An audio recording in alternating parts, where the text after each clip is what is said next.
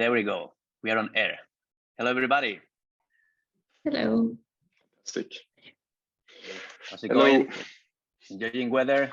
Going Spanish weather in winter time? I know we're taking great. advantage Fantastic. of it. Fantastic. There we go. Okay, so I have 3 of the students that I had in my previous, on my last October intake with me today. And so they worked on a great group assignment. So this is something they have to work on in every single course. So I don't know if it was good or bad, but they had me in a couple of courses. And so they had to work on a couple of group assignments. So the one they worked on in the previous term was great. And actually, I think, or I thought it was going to be a good idea to share what they did. So we're going to spend like 30 to 40 minutes going through the experience. So they're going to introduce themselves, and then the stage is yours. So who wants to start? Amishi, so you are first in my list. I can start off. My name is Amishi. I'm a master's student with Rahul here at IE. Before coming here, I was working in consulting. And at that point, as I was going through all of the engagements that I was working on, I realized that there's so much happening with data and technology that I had nothing, and I knew nothing about, that I really wanted to deep dive into, getting to know how technology works, how we're using it for business, what are the applications, and how does this all connect together? And that's kind of why I picked this master. And with the course, I've really enjoyed it so far. We've learned a lot. And I mean, Raul knows this, but I was really nervous at the beginning because I didn't know anything. But by the time we've come to this point, I feel like I'm a lot better equipped with, the technologies that people are using, how they're actually implemented. And so I'm really happy that we've done this. Excellent. And when you say a lot, it's actually a lot, right? Yes, it is a lot. Excellent. You're next in my list. So you want to go ahead? Yes, of course. Hi, guys. So I studied, I did a dual master here. I did a master's in finance and a master's in big data. And prior to the master's, I worked in data analytics. But ultimately, what I'm really curious about, and the reason I chose to do these 2 degrees, is because I saw how quickly the finance industry is changing, powered by big data. So I'm very curious to explore a career at the intersection of both. But I think what I learned the most outside of the technicals that we've learned in class is how to absorb as much information as possible, as quickly as possible, because as Amishi had said, it is quite a lot of information, and you just had to learn to know what to know, essentially. But I loved it. That's it. So what we are studying right now is going to be obsolete in 3 months. So you need to be ready to learn new things at that pace. Okay, and last but not least, Greg. Hello, everyone. So I'm Grégoire Gratzmüller, so student of the Master in Big Data and Business Analytics at IE as well. I have academic experience in business and management, so nothing really technical, and a couple of years of experience in data consulting.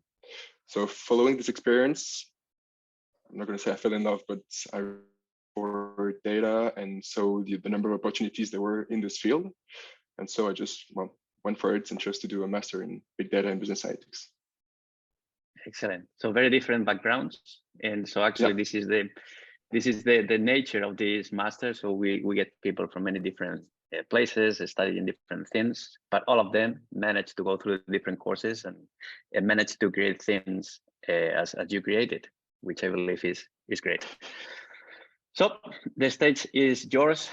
So you want to, I don't know who is going to share the screen, but yeah, go for it. Amishi or Jude, maybe if you're going through the presentation, you might want to share it to have the flow. Give us a minute and we'll have it up and run. Okay. So we can start with the presentation just to have an idea of what you were working on. Very polished presentation, by the way. And then if you can go into what you actually did from the technical perspective, yeah, that would be great. Sure. I'm just going to make sure we can all see the right screen once.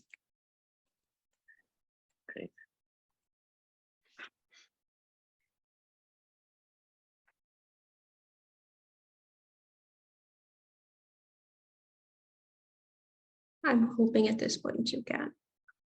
Perfect. Can see it. Awesome.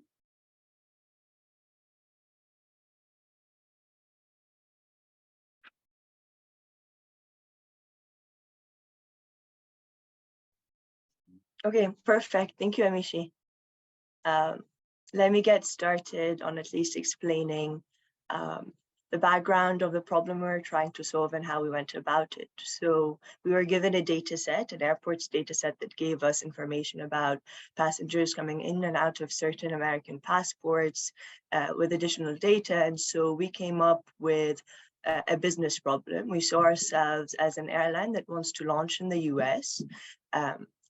And the questions we used were there to kind of so that we can experiment with as many of the algorithms we learn in class as possible. So for example, when we wanted to address whether or not we should enter the market, and when we were looking at the market overview, we used in degrees and out degrees. We wanted to explore also airport relevance, which airports should be flying in and out of. And there's where PageRank came into play. We also explored demand for small and large airplanes, which airports that connect East and West Coast to best. And naturally, you'd notice that in our data, we are using past information to determine future demand. And we understand that that's not always exactly how it is in reality, but naturally we had to limit the scope of, limit our scope because of the limited data we had access to. In terms of the pipeline we had to work with, it is quite straightforward. And I think Greg, when he goes through the demo, he'll explain it in more detail. But first, we took the data source I mentioned, the airport's data source. We ingested and uploaded to HDFS and stored it in HDFS. And the processing part is the most interesting part in serving, I think. And you'll get to see more of it in a bit. But we found that graph processing addressed our business questions the best, and that's how we went about solving the problem. And then for the serving, we had to take it to MariaDB, and we created our visualizations through Superset. So for our market overview, we used in degrees and out degrees to determine which airports had the most number of flights flying in and out of them. And we found that both O'Hare and Atlanta are quite high up there, but was O'Hare in fact the most relevant airport? And that's what we explore in the following slide. So when we look at O'Hare's relevance using the PageRank algorithm, we find that actually O'Hare is less important than the Atlanta airport. And this is why we choose Atlanta, as our hub. So once we've fixed on Atlanta to be our hub, because we've realized that it has the most connections and it is the most connected airport, we have two types of aircrafts that we can fly in the company. One is the smaller aircrafts, which have a lower capacity of passengers and can fly shorter distances, and the longer aircrafts. To look at the short routes that we should be targeting, we looked at routes that were less than 800 kilometers, and that could seat up to 50 passengers. And we realized that from Atlanta, these are the 4 airports that we can fly to. So these are in Nashville, San Francisco, New Orleans, and Panama. And then to take it one step further, we also look at the larger aircrafts that we could fly. And these are aircrafts that can fly over 1,000 kilometers, have more than 200 passengers seated. And if you look at these, again, these are the top 5 routes that we could fly. When we were actually discussing this, we thought we should take it one step further from here and actually try and connect both, not just Atlanta to cities across the same coast, but actually connect East and West Coast of the US. So we decided that we would want to work towards both of these. Earlier, when we were looking at PageRank, we realized that Phoenix has airports that are on the other coast, and we could connect via Atlanta. But there are 2 airports in Phoenix, and so we wanted to determine which one should we actually make as the hub on the other coast. And so we realized that we should take triangle algorithms to actually map out all of the routes. And in this case, Phoenix, PHX in Phoenix is the better airport. We also wanted to revalidate all of these assumptions that we were making with regards to Phoenix. And so we decided that we would use PFS, which actually enables us to determine whether or not there is a stop needed to get to the destination. if we look at this summary that we have, if you wanted to go from Atlanta to AZA Airport, there is a need for a stop and through all of the routes. And therefore, this as a new company does not really make sense for us to invest in because it just increases the cost that we have. But when we looked at Phoenix PHX, we realized that there is no need for a stop, and therefore this should be our optimal route to connect the two coasts. And then finally, when we said we wanted to connect these two coasts and realized that, these are the two big airports that we want to work with, we also looked at how many passengers are actually flying, because flying a low number of passengers just is not economically viable for us.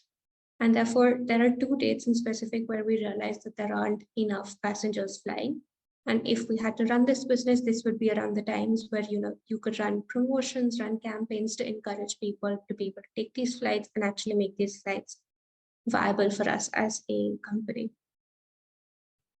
So overall, we realized with all of these, trial and errors and hypotheses that we were building upon, that we should use Atlanta as our hub, and then look at all of the smaller routes and the larger routes and connect the larger one finally to PHX on the other coast.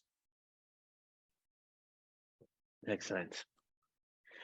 I love it. So very, very precise. So you didn't spend a lot of time in a lot of business questions. It was very specific. And yeah, you went through the data analysis, making some conclusions around this data analysis and recommendation. And yeah, great job. Congratulations. Great. And you were using big data technologies, even though you were not using the big data in terms of volume, because definitely in order to use proper big data sets, yeah, you need to deal with proper big data platforms. And yeah, that's something we could use during the course, but if we were using this kind of platform, probably we would spend a lot of time trying to understand how to use it and make it work. So what we did was to use something that is representative. So we are still using big data technologies, but in a small environment. So we are using a small data set. And actually what you did is something you can actually do. You can work on these data sets with some other technologies, but as these data start becoming bigger and bigger, so probably those frameworks that you can run in one single computer are not going to be no longer valid, because you will need much more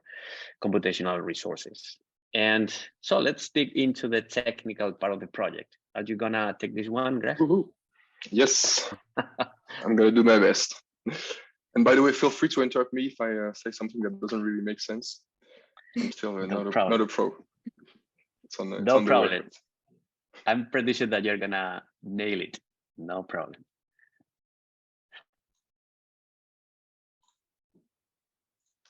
All right. So probably we can start with some words around the environment that you used, which is this OSBD ET thing, and then we can jump straight into the analysis. So I'm gonna take this one because actually this is something I created like 2-3 years ago, and actually there is another video of a couple of students who helped me build this course environment in Apple M1 computer. So this worked in Intel based laptops, which were the laptops most of the students were bringing to the course, but suddenly Apple decided to change the processor, and so we struggled to make this work. So Gotuk and Michelle helped me build this course environment in an Apple M1 because I didn't have one. And there is another video that probably you can check later if you want to understand what's in there. But long story short, in this course environment, which is a virtual machine, we have several big data frameworks, and all of them are configured to work in one single computer. So there are some frameworks or technology for data ingestion, and being NiFi, the one that we are using, we have technology for storage, so HDFS, part of the Hadoop project. There is an object store, min.io, that we haven't used because we didn't have time, but it's in there. So for processing, we have Hadoop MapReduce, which is no longer used, but we also have the Spark, which is what you're going to use here. Then for serving, it contains MongoDB and MariaDB. You used MariaDB, and for visualization, it contains Superset. And so it's incredible that all these frameworks fit in one single machine, and it's even more incredible that they work, as we're going to see in here. So with this intro, you can kick this off. Great. Okay, so I'm going to try to go through all the steps or all the stages that you applied. I'm going to try following the big data pipeline in order to keep a bit of structure. So first of all, data sources. Quick overview. As Jude mentioned, we simply have a flights data set that we picked on Kaggle. So initially from several years, but we brought it down to flights from January to June 2021, if I recall. So that's for the data source.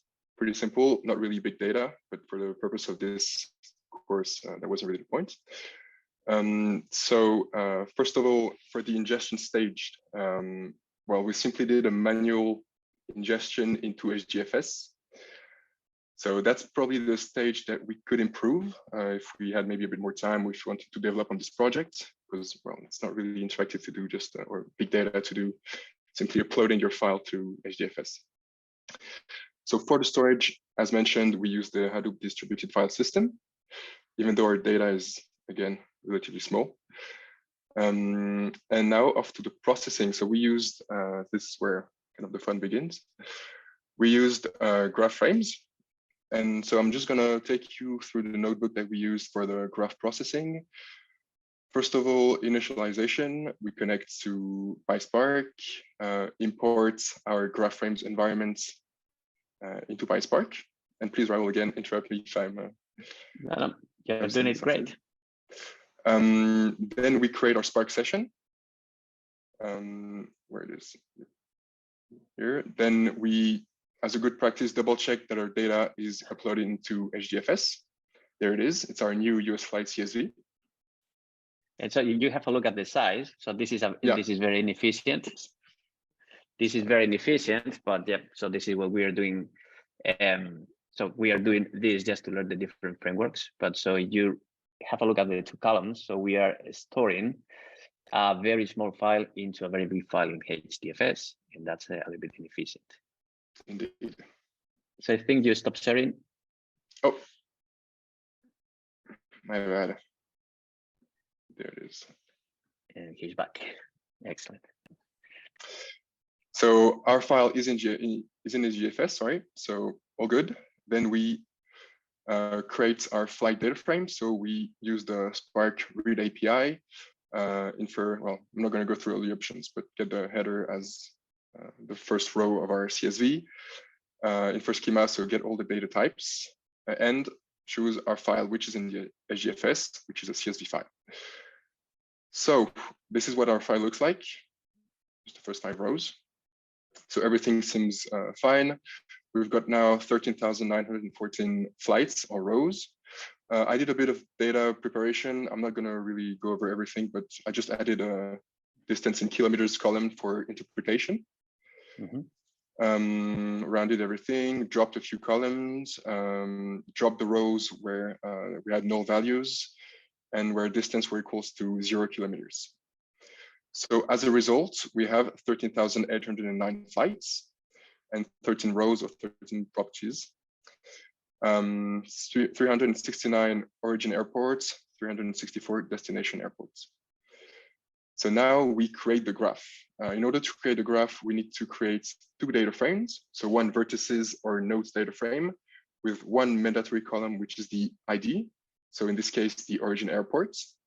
And I added origin city as well for interpretability, because we don't know all the IDs of all airports. I think it's easier if we have the city that goes with it. For the edges data frame, we have SRC and DST, which are our mandatory properties as well, so source and destination. So we have origin airport, destination airports in order to have our edge. And the rest are properties of our edges that I added for a bit of data processing and for interpretability as well. to get our passengers, latitudes and longitudes. Unfortunately, I wasn't able to use them in the end. So seats, flight dates, etc. Excellent. So now that we have this, we check our vertices and edges data frames. Everything seems fine. So we finally create our graph. Okay, so we simply put our vertices and edges and have our graph. Just to check that everything worked fine, I went for a count of vertices and edges. So we still have our 369 origin airports and 13,809 flights. So actually, yeah. That's a really good idea. So double checking that every single step that you're taking is going in the right direction is best practice. Otherwise, you do everything in one shot, and suddenly you look at the results, and things don't make sense, and you don't know where the error was introduced. So double checking that things are going right is really a good practice. Well done. Yeah. Definitely, especially since the first time we used it. So to follow on our market overview, we used out degrees and in degrees. So that's the first part that you tackle in the presentation. So we have the flights basically, or the number of flights that take off from said airports. So we figured out that our RD seemed to be the most well connected, or at least it's the airport which has the most flights. So taking off 574 flights, and landing 585. But in order to confirm this, because initially we wanted to go for RD as our main hub, we run the PageRank algorithm. Now, I believe this not only counts the number of flights that an airport has, but it basically computes the connectivity, or how well connected an airport is. I hope I'm right on this, but running this, it gives us a score. And here we have Atlanta as our most important airport, which is why we're going for this one. Raul, do you want me to go through every single cell I did, or? No, probably we can, because what you're doing here is on. For time's sake. This is the motif finding, right? Yeah. Yeah, you can say a couple of things about the motif finding. So okay. Before doing so something that I believe it's important here is we are using some graph processing algorithms, and so this should be something we should be trying to do all the time, because most of the frameworks that you're going to use for data analysis are going to simplify the steps that you need to take, and this is going to improve the time to value. So definitely you can calculate the in degrees and out degrees by yourself by using a Spark transformation, and probably you can do something similar to PageRank by using Spark transformation as well. But so the key point here is that you are able to get good insights very quickly. So probably in a couple of hours or a couple of days, you're able to start getting some insights, and you can start making decisions. And this is one of the most relevant things of all these data analysis framework. And yeah, that's it. You can continue. So you can mention something around motif findings and just sure. go straight into storing the insights, and we can jump into the serving layer and visualization, which I believe were impressive. Yeah, perfect. So motif finding, for graph processing, you are able to kind of map out certain path in the graph. So for example, here I'm looking for routes from point A to point B. So if I have one edge, and then from point B to point C. So it's basically establishing all flights that have one stop at point B. So in addition, we were looking for, in order to see if flights with small seat number were actually popular. So our result is 757, sorry. Mm-hmm. So then we continue a bit, do a bit of edges filtering. That's how we got our other routes. So for flights with less than 50 passengers and less or equals to 800 kilometers, we did the same for bigger aircrafts. So with more than 290 passengers and flights longer than 1,000 kilometers. So we also use triangle count. So triangle count algorithms counts the number of triangles that pass through each edges. So it also establishes how well an airport is connected. So running triangle count, as mentioned, we checked for PHX and SZA, find that PHX was better connected. In order to confirm this, we ran the BFS algorithms in order to see if we had direct flights or what was the shortest path from ATL to Phoenix, either SZA or PHX. Turns out SZA doesn't have direct flights. Okay, there is one mandatory stop. So here at RFD Airport or CID, whereas PHX has direct flights. So ATL, PHX, no stop needed. Again, this is also multi finding and subgraph. And I just wanted to check for label propagation algorithm, which I did not really understand actually, but it maps out the different communities that can be identified in a graph. Yeah. Okay. Excellent. Good job. And we must say that we are not expert on graph processing because this is not my area of expertise. So you know that BFS, when it comes to trying to find the shortest paths, it's all about hops.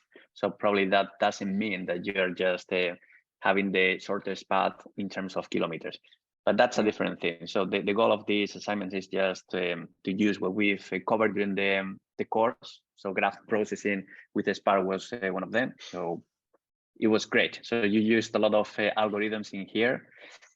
Probably we talked to someone who is an expert on graph processing. So he or she is not very happy with what we have in here, but that's a different story. So we're just using the technology, and then yeah, in the future, who knows? Maybe you become an expert on graph processing, and you do things differently. But yeah. I sure will, of course. And the last step, and this is an interesting one because I didn't expect this. And you made it in the end, and so I asked, why did you do this? And the explanation was great. So you can elaborate, why are you storing things in this way? Okay. So basically the objective was to put our graph edges into MariaDB in order to have some visualization with supersets. But I found out that, I tried running everything on a single notebook, but couldn't really make it work because it was running on two different environments. So here we're using the graph frames environment, but in the other notebook, which I'm going to open right now. Yep. I'm using the MariaDB Java clients environment in order to send my data into MariaDB. So I needed to basically transfer the data from this notebook to the other notebook. And for this, I used the write to Parquet 5 format for my graph edges. So the Parquet 5 format, I could have used technically CSV because we're dealing with a small data file. But Parquet 5 format is part of the Apache Software Foundation, so it combines well with Spark, and it's used for more efficient data file storage and retrieval. So basically it uses, how do you put this? Not encoding, but yeah, encoding actually, I think.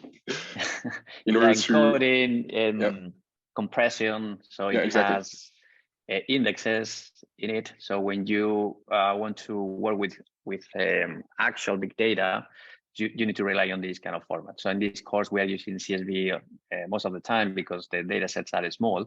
But as you are having more and more data, you need to store this in an efficient way, not only in terms of the amount of space that it takes in the storage layer, but also introducing some additional features that are going to help you find the data that you need quicker. And so this is what Parquet, ORC, and some other formats are bringing. So great. So you can leave it. You can leave it there. So that was enough. More efficient than CSV. That's all we need to remember. That's it. So now the objective is to store our graph edges into MariaDB. So we create this notebook, again, import PySpark, import our different environments, create another Spark session, and double check if our, if our file have been correctly imported into HDFS. So this is what it looks like. As you see, it's encoded. So compared to a CSV file, we can't really get much information. This is a binary file, and the other one is a text file. And actually, you have a look at the file name. It's snappy. It's a compression technique. So that's telling you that the file is compressed, and it's binary because if you display the contents, you don't understand anything in there. Okay. Right. Yeah. Okay. Yeah. Perfect. So the file is here. So we import it, double check if everything's correct. Again, our data frame sign. And then we store our data into MariaDB. Now, prior to this step, we have to actually create our database and tables into MariaDB. So in order to do this, we created a small SQL script and run this command in the terminal. So I managed to find it again.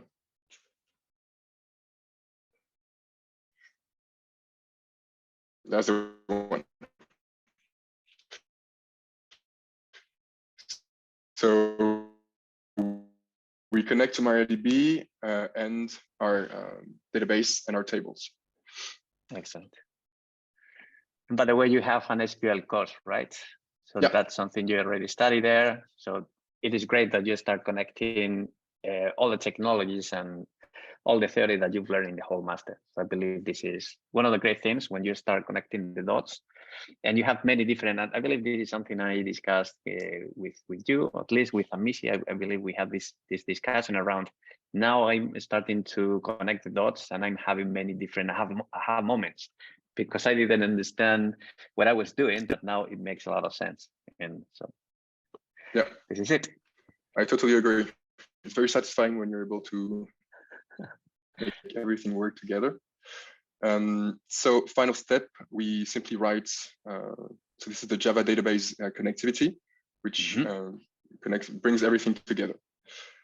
So in order to check if everything has been correctly imported, I'm just gonna quickly start MariaDB.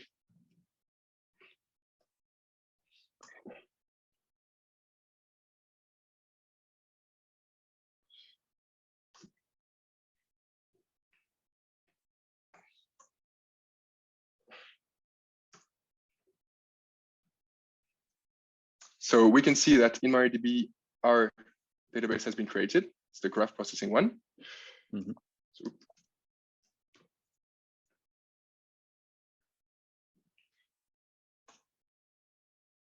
oops. There's a typo there.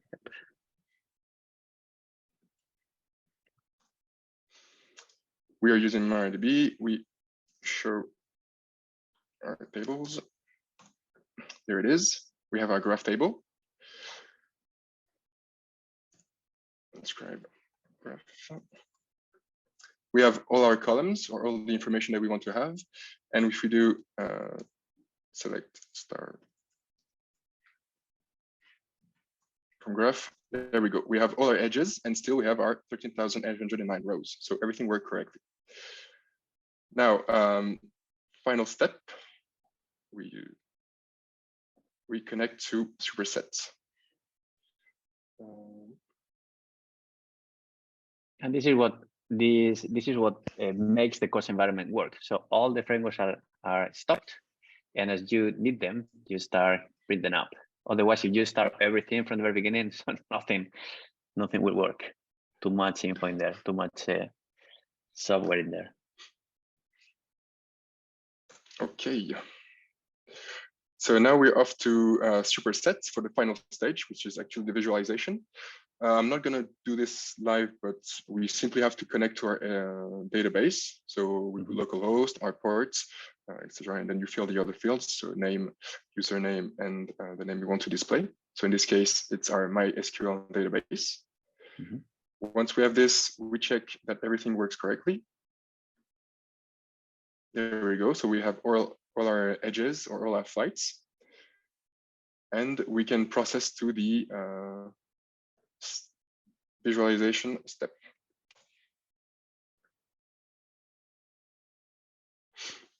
So by default, we'll have the table view, but what interests us is the graph processing. So we connect to graph charts.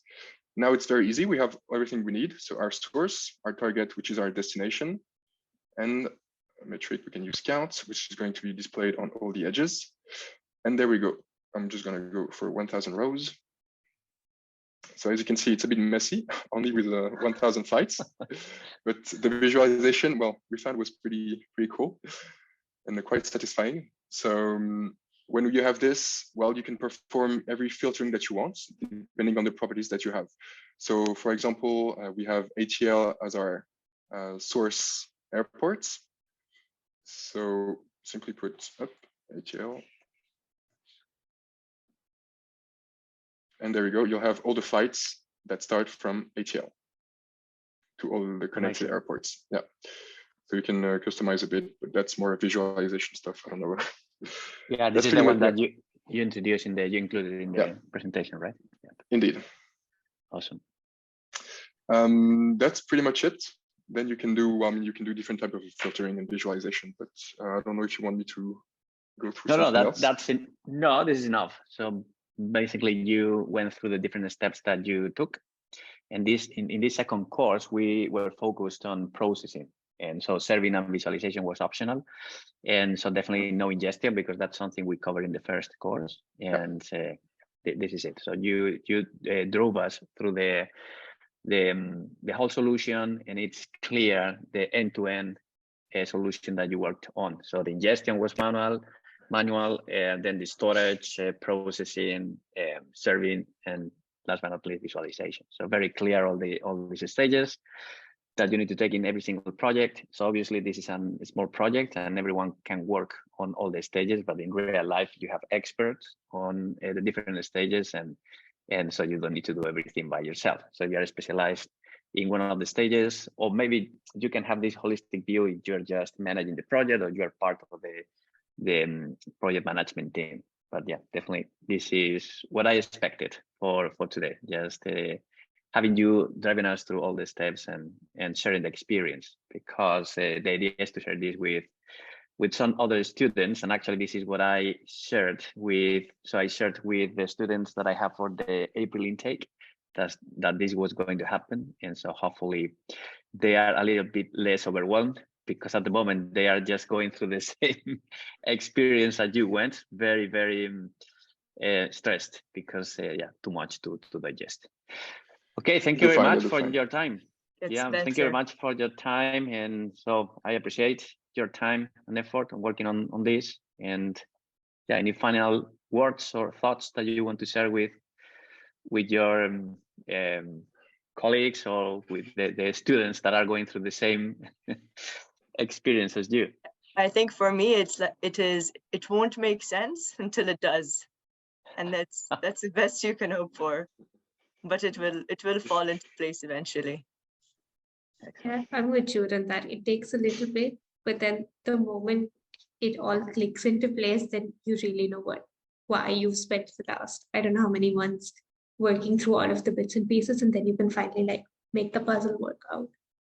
So it takes a while, but it's worth it when you get there. And yourself, Greg, any thoughts that you want to share? Not really. I don't really have anyone. Yeah, good luck to you all. I mean, we're still not done. No, honestly, it's fine. It's fine. The process is indeed, it can be a bit tricky to put everything together. There are a lot of tools. I mean, the number of tools is actually, it's quite scary because there's so much to learn. So maybe if you have any preferences, focus on one specific area that you want to cover. But all in all, I mean, it's just very satisfying when you put all the pieces together, when you actually have something that works. Yeah, I think it's quite satisfying. Great. So actually, that's a really good example. This is like a big puzzle. And so when you start the master, the puzzle is not, so actually you didn't start with the puzzle, you have all the pieces. And when you start putting the pieces in the right place, and you start realizing what this puzzle is gonna look like, so things start making sense, and you start enjoying much more everything that you are doing. And probably you're gonna have a better idea of where you want to go next, because definitely mastering everything that you are studying in all the courses is impossible. So we were mentioning this before. So I'm not an expert on graph processing. nor machine learning, as you already know. So actually, this is the most difficult content to teach, because I need to go through everything that is in Spark, but explaining something that you are not an expert on is really difficult. But hopefully this is an example of what real life looks like. So you cannot be an expert on anything, but you need to know that there are a lot of things out there, and then you're focused on what you're interested in. Excellent. I'm not going to take much more time from you. I appreciate the time again, and so I will see you around, because you're still in studying term 3. I'm not going to be, fortunately, I'm not going to be your professor this term, but I will see you. I will see you around. Okay. I was looking for the modern data elective. It's never right. Elective. yeah. That would be nice. Okay. Take care. Bye-bye. Right, thank you. Bye. Thank you.